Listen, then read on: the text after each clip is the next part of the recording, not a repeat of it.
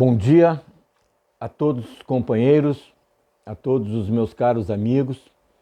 É com grande alegria que neste dia de hoje, 16 de setembro de 2020, trago até vocês o conteúdo básico das minhas propostas na candidatura a vereador pelo Partido dos Trabalhadores.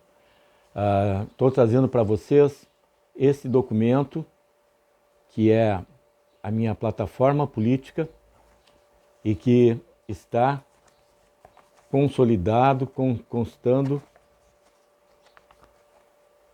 no meu blog, no meu site,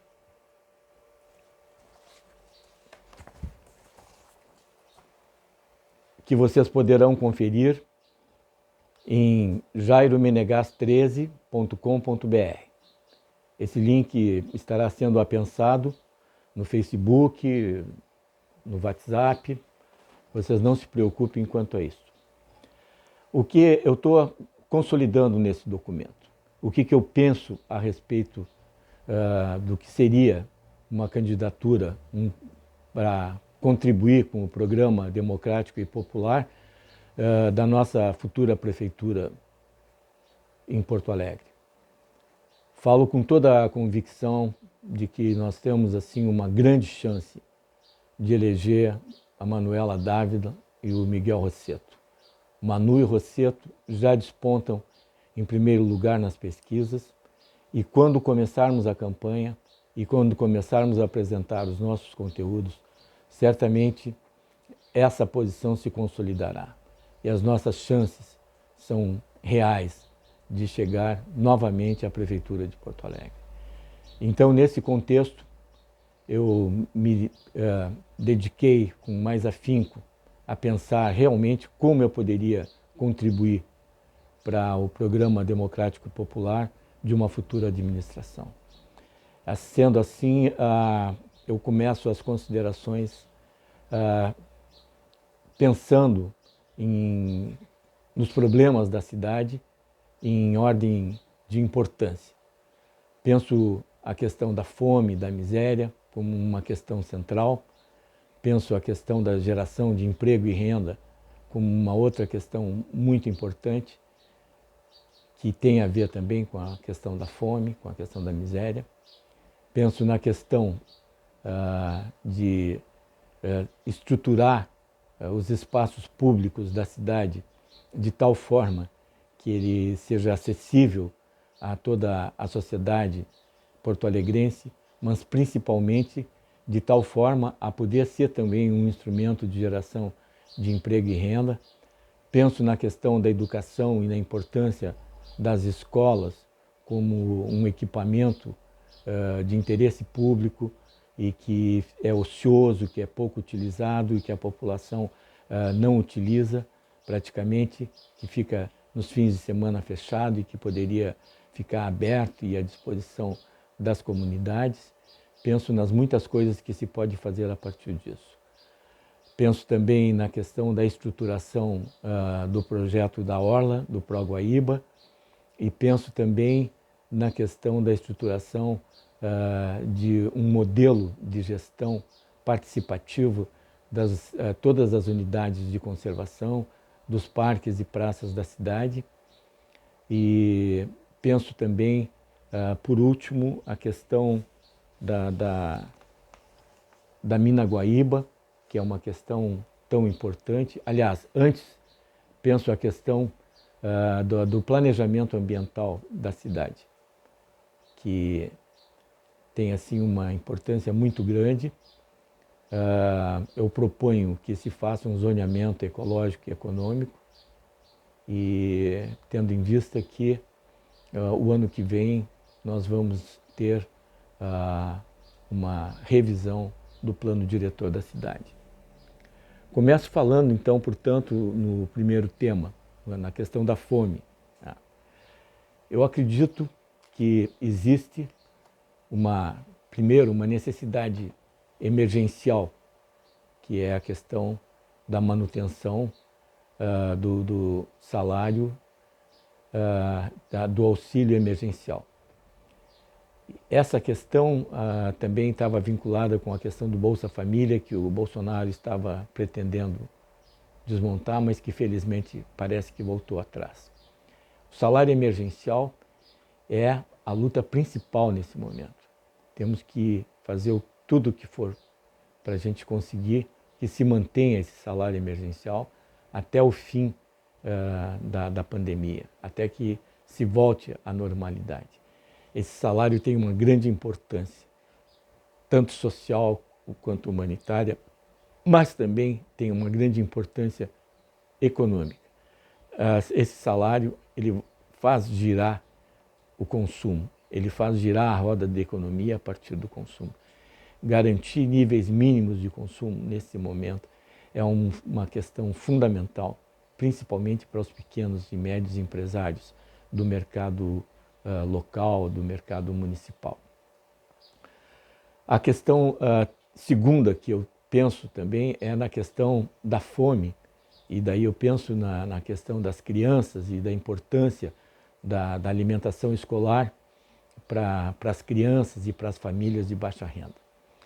Então, nesse sentido, eu tenho uma proposta que é relativamente inovadora, porque alguns companheiros ao longo da história já conhecem essa proposta, que é uma proposta que foi desenvolvida no fim do mandato do governo Lívio com o companheiro Silvio Porto na SEASA, que basicamente é uma proposta de organização das mães, dos estudantes das escolas municipais e das escolas das famílias de baixa renda, a organização dessas mães para, aos sábados, utilizarem a cozinha industrial das escolas e receber aos sábados os produtos originários da agricultura familiar e da reforma agrária, do movimento do sem terra, enfim, os alimentos orgânicos que, conforme assim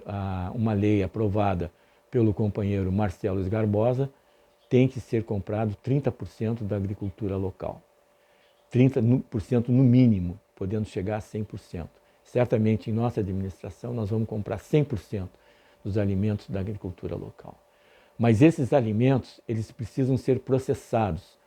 Então, a ideia é que essas mães reunidas no sábado façam um mutirão de processamento de alimentos, que descasquem as mandiocas, que descasquem as batatas e que cortem os legumes e acondicionem eles em plásticos a vácuo, que possam ser levados ao freezer e armazenados. E esse trabalho seria remunerado, que as mães certamente poderiam receber um alimento em uma quantidade maior, que uma parte ficaria para a escola e outra parte ficaria para as mães que trabalhassem no mutirão. Essa seria uma forma de fortalecimento da segurança alimentar de milhares de famílias que têm assim seus filhos nas escolas públicas municipais. Uma outra forma também de fortalecimento da segurança alimentar a partir da escola seria transformar a escola num local de educação para a agricultura urbana, que também é um lugar de fomento da agricultura urbana. Os estudantes poderiam contribuir trazendo o composto de casa, como é feito o projeto Baldinho em Florianópolis, um projeto de muito sucesso, bastante antigo, já com mais de 10 anos, e que os estudantes fazem esse trabalho de levar os resíduos orgânicos de casa e a escola faz a compostagem desses resíduos. A partir disso, faz uma horta escolar e também faz a produção de mudas e sementes para que as crianças levem essas mudas para casa e, por sua vez, fortaleçam a horta doméstica. Então, esse é uma outra face da escola como um forte componente na questão da segurança alimentar. Um outro componente muito forte seria também a educação nutricional. Nós sabemos que existe uma grande necessidade de educar as mães das comunidades, das periferias, para que deixem de dar que suco, para que deixem de dar os salgadinhos, famosos salgadinhos, que chegam a custar R$ 60 o quilo, R$ 3 um pacotinho de 60 gramas, que é muito mais caro, o dobro mais caro que um filé mignon. E as mães ficam dando isso o tempo todo, ou seja, estão gastando desnecessariamente e estão também dando um alimento de baixa qualidade para os seus filhos. Então, nós podemos ensinar as mães a fazer salgadinho em casa, podemos também fazer salgadinhos nos fornos das escolas. E esse trabalho seria um trabalho muito importante. Um outro trabalho também é em relação à questão das plantas medicinais.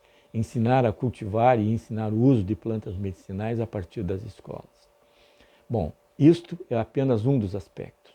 O outro aspecto seria, sim, que as escolas também servissem de um local para a educação informal, que as crianças tivessem um contraturno estruturado a partir das suas demandas. As demandas da juventude são bastante claras. E também que aos fins de semana os jovens possam se reunir na escola para praticar esportes, para fazer atividades de cultura, teatro, dança, música e lazer, como, por exemplo, um baile num domingo de tarde, uma domingueira tocada com samba e rock and roll. Essa é uma possibilidade que está a nosso alcance, de custo zero praticamente. Então, nós poderíamos ter assim professores da própria comunidade, também, se possível, contratados, porque ninguém deve trabalhar de graça, contratados com verbas do MEC, né, que existiam e que iriam existir em grande profusão se não tivesse sido dado o golpe na Dilma Rousseff e não tivesse acabado com o programa Pátria Educadora. Enfim, dar uma pensada na escola com esta amplitude, entender a escola como um equipamento público e um equipamento que deve estar a serviço do público, da sua comunidade.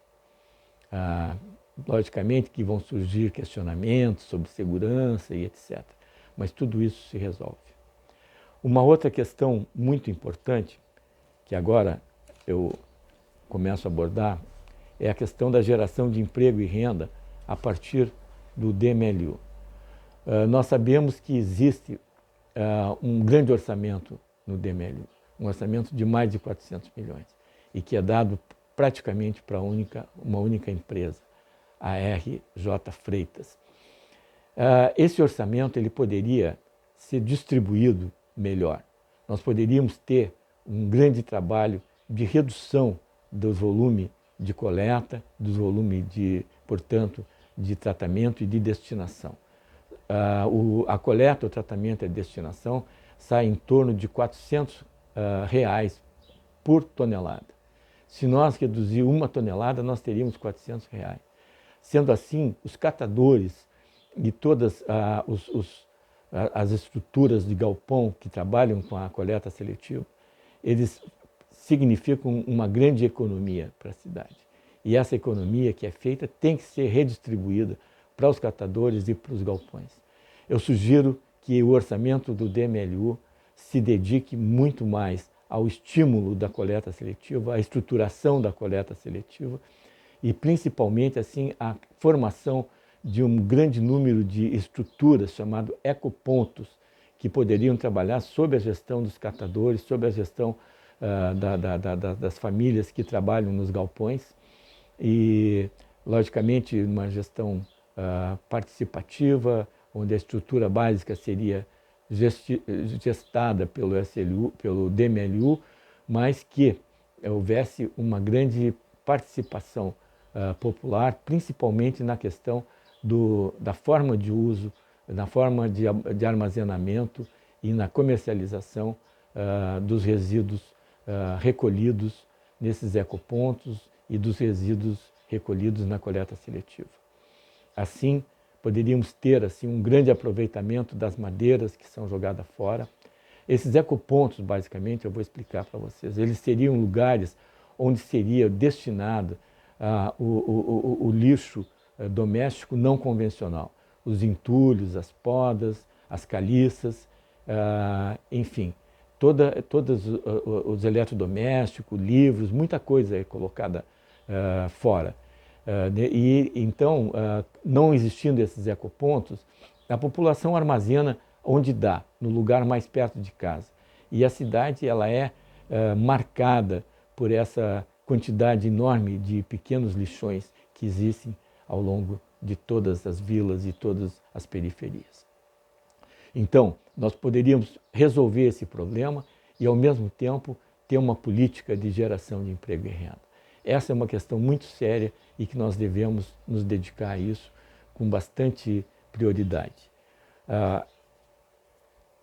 Uma outra questão importantíssima também é a utilização das áreas públicas, da orla, dos parques e das praças da cidade, para o lazer, logicamente, para o convívio, para estruturar esse lazer, para que tenham assim equipamentos de ginástica, para que tenham a limpeza, manutenção, para que possam se transformar também em lugares onde haja compostagem, né, que possa também receber adubo orgânico das comunidades e produzir composto e distribuir composto para as famílias, mas também um lugar onde possa ser estimulado assim a cultura local, quer dizer, estruturar, colocar um quiosque, colocar uma estrutura de palco para que a comunidade possa ter também cultura, lazer, que possa ter praças de esporte, que possa ter, e também associado a tudo isso, churrasqueiras e tudo associado a isso, também um comércio ambulante, principalmente nos grandes parques, na Redenção. Temos que estruturar esse comércio ambulante, temos que fazer uma padronização, colocar assim umas feirinhas com um padrão arquitetônico melhor, e temos que principalmente criar um sistema de sorteio e licitação para a ocupação do espaço pela comunidade, pela população de baixa renda, pelos feirantes que são cadastrados na SNIC. A questão mais importante que eu trago em relação a essa questão da ocupação dos parques se refere à questão de nós ocupar o Parque Harmonia. O Parque Harmonia esteve para ser privatizado a 31 de agosto próximo passado, há 15 dias atrás, correu um pregão, houve uma licitação que, felizmente, e eu não sei por que motivos, não se apresentaram interessados. Aquela área está prestes a ser privatizada. E aquela área é uma área fundamental para o usufruto da cidade. A estrutura, a tradição, que é conhecida a área de estruturar o 20 de setembro e ser um ponto de difusão das tradições gaúchas, é muito importante e deve continuar. Mas nós acreditamos que também nós devemos fazer assim um resgate histórico da importância dos negros, da importância das populações, dos índios, das comunidades indígenas, dos índios, dos negros e dos colonos na história do Rio Grande do Sul. E então, a tradição gaúcha não é apenas a tradição do movimento tradicionalista gaúcho. A tradição gaúcha é muito mais do que isso. E esse resgate nós podemos fazer utilizando uma área do fundo do Parque Harmonia para construir casas-museus do índio, casa-museu do negro, casa-museu do colono, que seriam equipamentos com grande atrativo turístico e também poderiam ser a estrutura para nós instalar ali um projeto de horta orgânica, um projeto demonstrativo de horta orgânica, que é uma área maravilhosa para isto e que poderia ser uma fonte também de trabalho, de segurança alimentar para as famílias de baixa renda ali do centro, para as pessoas moradores de rua, que poderiam trocar horas de trabalho por alimentos. E também poderia ser uma fonte de produção de compostagem, de mudas de plantas medicinais e ornamentais para toda a população do centro. Enfim, nós ocupar o Parque Harmonia é uma questão muito importante.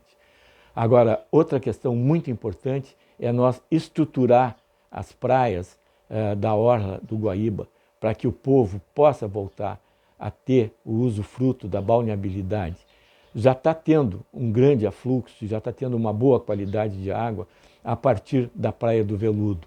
Então nós temos que estruturar a Praia do Veludo, temos que estruturar a Praia de Belém Novo, temos que estruturar o Lami, a Itapuã, para que a população possa voltar a usufruir dessas praias, principalmente a população do Campo Novo, a população da Restinga, das enormes comunidades que estão instaladas na Hípica e na Ponta Grossa e que poderiam ter o usufruto dessas praias, sem falar nas próprias comunidades do Lami, do Veludo, de Itapuã, que são grandes comunidades que também poderiam ter um melhor usufruto desses locais.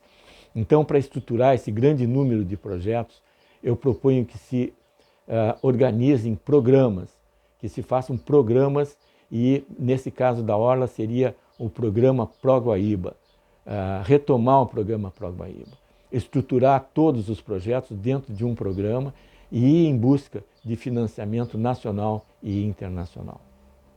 Isso é uma necessidade e, da mesma forma, também esse programa ou um outro programa poderia também buscar os recursos para a estruturação dos 600 praças e parques da cidade. Enfim, esta visão de nós consolidar todos os conhecimentos e todas as demandas que estão dispersas em um programa é uma visão fundamental e que eu pretendo disputar essa visão dentro da prefeitura, dentro da futura prefeitura que, se Deus quiser, nós vamos ganhar. E também entre a sociedade de Porto Alegre. Nós temos, assim, também, por último, uma grande questão, que é a questão ambiental. Nós temos que fazer um grande movimento. O movimento que eu proponho, ele começa a partir do zoneamento ecológico e econômico das bacias hidrográficas da cidade. Não todas, mas das bacias que ainda existem um grande espaço natural. A bacia do Arroio Feijó, do Sarandi, lá na Zona Norte, e a bacia do Rincão, a bacia do Salso e a bacia do Lami e do Itapuã, na Zona Sul. E daí, nesse projeto de zoneamento ecológico e econômico, nós podemos ver, por exemplo, todas as áreas de inundação e poderíamos ter também um programa habitacional para relocação das populações em área de risco, tanto nos morros quanto em áreas de inundação, nas ilhas, na serraria, na Ponta Grossa, em lugares que costumeiramente ficam inundados. As inundações, as cheias, é uma coisa muito grave, tanto do ponto de vista econômico, mas principalmente do ponto de vista humanitário. Temos que ter solidariedade com as famílias que moram nessas regiões. Essa também é uma questão prioritária. Devemos buscar recursos no programa Minha Casa Minha Vida para realocar essas famílias na mesma região, em prédios de 2 ou 3 andares, em cima de pilotis. A questão de colocar na mesma região é para evitar a gentrificação. A gentrificação é o afastamento, a divisão das comunidades, é o afastamento de pessoas, dos seus familiares, das suas famílias, dos seus amigos históricos. Com isso, se desmantelam as redes de solidariedade, as redes sociais, as micro e importantes redes sociais de solidariedade dos avós com os filhos, dos primos entre si, dos parentes e dos amigos, uns cuidando dos filhos dos outros, como a gente sabe que acontece. Então, evitar a gentrificação, realocar essas famílias nos mesmos lugares, com prédios e com pilotis. Essa é uma proposta que eu estou defendendo e que eu acho que é muito importante que assuma uma grande prioridade. Então, e por fim, falando então na questão do planejamento ambiental. É importantíssimo nós ver que o adensamento, por exemplo, que está tendo dentro da bacia do Salso, com a construção todo ano de um grande número de loteamentos, milhares de famílias foram alocadas na bacia do Salso nos últimos 10 anos. E essa impermeabilização do Salso, ela acaba ocasionando as enchentes na Serraria e na Ponta Grossa. Então nós temos que ver que esse planejamento ambiental da cidade tem que, em primeiro lugar, ter assim a manutenção das áreas de amortecimento, as áreas de amortecimento e recarga, em todos os banhados e todas as margens dos rios, todas as nascentes devem ser preservados através de um parque horizontal, de um parque que teria assim se deslocando ao redor do rio, demarcando as áreas de preservação permanente. E também nós devemos ter assim uma identificação nesse zoneamento de todas as áreas remanescentes de Mata Atlântica, para que oriente a SMAN no licenciamento, já que a Mata Atlântica não pode ser derrubada para fins habitacionais. Temos também outros grandes resultados do zoneamento. Já falei do resultado de mapeamento das enchentes, mas assim o mapeamento de todos os loteamentos irregulares da cidade, que são mais de 750 e que atinge mais de 12 mil famílias, segundo alguns números. Mas não se sabe precisamente onde estão esses loteamentos, onde estão essas famílias. Então nós temos que determinar geograficamente, de forma científica, essa localização e fazer o cadastramento dessas famílias. Mas principalmente nós temos que fazer a regularização fundiária e principalmente o planejamento, a urbanização desses assentamentos. E também um apoio à moradia, que seria através de um projeto do saudoso e querido companheiro Clóvis Eugen Fritz, que era um projeto de assistência técnica em engenharia e arquitetura para populações de baixa renda. Poderemos ter um convênio com a Emater e capacitar técnicos, grupos de técnicos e escritórios de planejamento da cidade que poderiam ser remunerados com participação percentual nos valores dos investimentos dos projetos que eles fizerem. Então, nós temos que fazer esse projeto, acreditar nesse projeto e ir em busca de recursos para esse projeto. Além dos recursos do Minha Casa Minha Vida, poderemos buscar recursos do Ministério do Interior para as enchentes, podemos buscar também recursos do Ministério do Interior para realocação de populações nas áreas de risco. Mas para isso tem que ter projeto. E para ter projeto tem que ter estrutura, tem que ter planejamento, tem que ter estrutura de planejamento. E a estrutura de planejamento, ela se dá em torno de programas.